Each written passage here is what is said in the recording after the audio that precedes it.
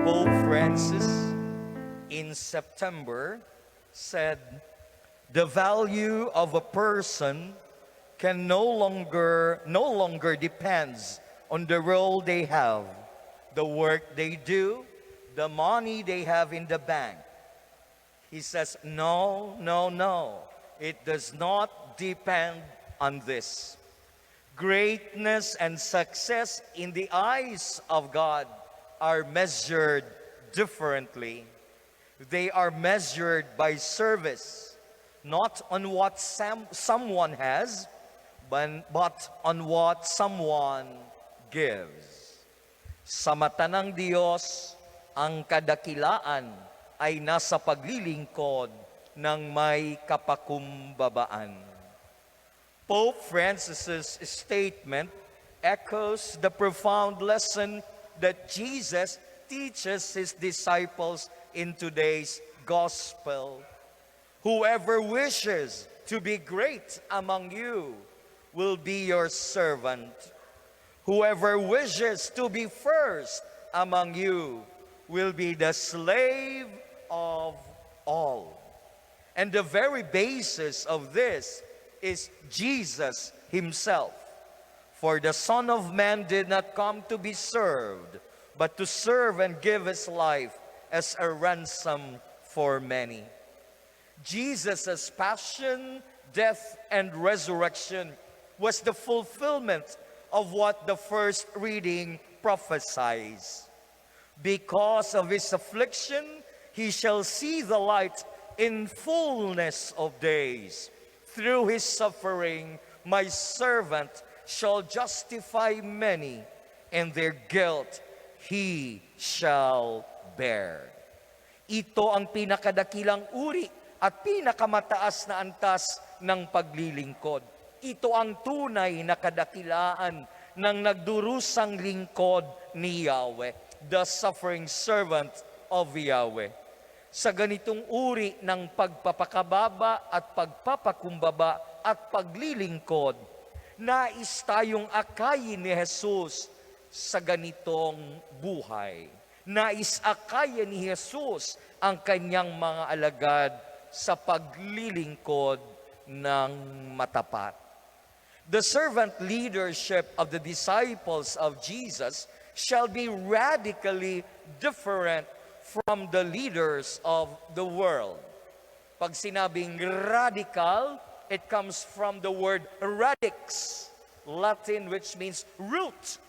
The root of servant leadership for the disciples of Jesus should be different from the leaders of the world.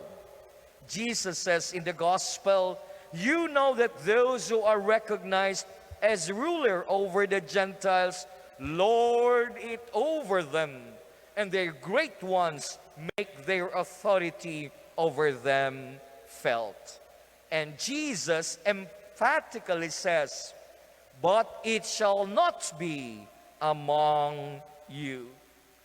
First, Christian leadership is marked by self-giving. We do not give a part of ourselves. We give our all. The others may have better stakes in this challenging world, We give our all so that they may have better lives. Pope Francis last Good Friday remarked, "The cross expresses love, service, unreserved self-giving. And thus the cross truly is the tree of life, of overabundant life. Ang bukal ng buhay na ganap at kasiyasiya para sa lahat. Sa ganitong diwa, malinaw na ang batayan ng paglilingkod ay pag-ibig. Ang tunay na maglilingkod ay yaong tunay din at lubos ding may pag-ibig sa pinaglilingkuran. Second, the vision of Christian leadership is to lead people to Christ, who is the way, the truth, and the life. napakahalaga ng vision, ng pangarap sa paglilingkod at pagiging leader. Sabi ni Cardinal Rosales many years back, to lead the people without a vision is treason. Para sa kanya, isang napakalaking krimen ang maglingkod at mamuno sa mga tao nang walang malinaw na pangarap at direksyon. Ang pangarap o vision ang isa sa katuparan at pagkakaabalahan, hindi ang kapakanan ng sarili, hindi ang pagtatangi at paghanga ng mga tao, hindi ang pagpupugay ng mga nasasakupan, kundi ang unti-unting pagsulong ng kaganapan at katuparan ng pangarap. The loyalty, therefore, of a Christian servant leader should then be anchored on the vision of Jesus, not to any worldly ideology or figure, not to any party or advocacy, kundi lagi itong nakaangkla sa pangarap ni Kristo. At ano ang pangarap? Naparito ako upang ang mga tupa ay magkaroon ng buhay, buhay na masaganang lubos. Third, a true servant leader surrounds himself or herself with people who share the vision. There are many visionaries, but few of them can work with people. And so a good servant leader should make people and convince people to work together and share the vision. James and John are among the 12 apostles. All the rest were also chosen for a purpose, to follow Jesus and to proclaim the good news. Ngunit kitang-kita sa pahayag ng Ebanghelyo, nakakaiba ang kanilang pangarap sa pinapangarap ng Panginoong Jesus. The sons of Zebedee, James and John, approached Jesus as they were on their journey to Jerusalem. They said to Jesus, "Teacher, we want you to do for us whatever we ask of you. Grant that in your glory we may sit, one at your right and the other at your left." Ang hinihingi nila ay positions of power. Hindi nila alam ang kanilang hinihingi. Marahil mababata nila ang hirap na babatahin at haharapin ni Jesus. Maaaring kaya nilang inumin ang kalis na iinumin ni Jesus, ang kalis ng pagdurusa. Ngunit sabi ni Jesus, to sit at my right or at my left is not mine to give, but it is for those for whom it has been prepared. Where are they going? They are going to Jerusalem. Sa Jerusalem, nahahantungan ng kanilang pagsasama-sama at paglalakbay, mas higit na mamumulat at huhubugin ni Jesus ang puso at kamalayan ng mga alagad. There He will demonstrate how He loved them by washing their feet. And there too, He will lay down His life in obedience to the will of the Father. There on the cross, He will ask forgiveness for sinners, for they do not know what they are doing. At ang lahat ng ito ang mauukit sa puso at kamalayan ng kanyang mga alagad, ang kanyang mga iiwanang alagad na magpapatuloy ng kanyang gawaing pagliligtas, ng kanyang misyong ipalaganap ang kaharian ng Diyos. How? Sa pamamagitan ng paglilingkod.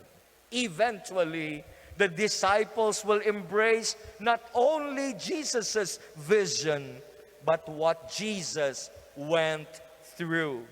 They will all share in Christ's suffering and death, and as a prize for their selfless and faithful service, they will all share in the glory of Jesus, the servant of all. My brothers and sisters, this will be the last point.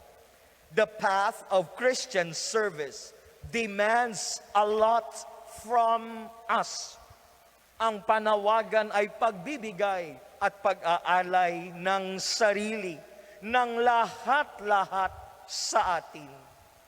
Mahirap, masalimuot, mapanghamon ang paglilingkod. But it is something that we should not shrink from. Hindi tayo pwedeng tumalikod. Hindi tayo dapat matakot o mangamba. Dahil ipapamagitan ni Jesus ang buong sangkatauhan sa Ama bilang dakilang pari.